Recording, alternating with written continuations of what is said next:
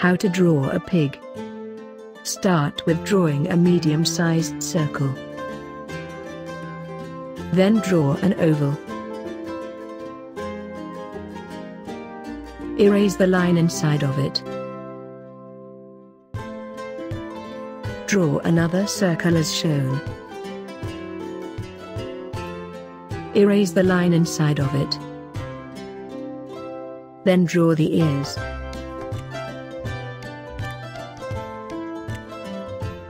Draw the nose as shown.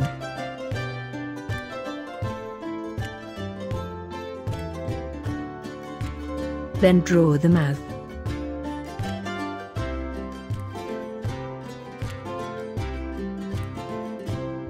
Draw the eyes.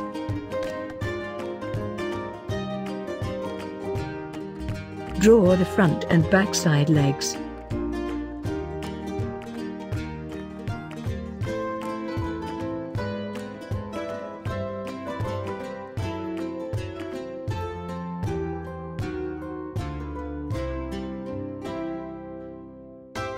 At last, color the pig. Here is the finished drawing of the pig.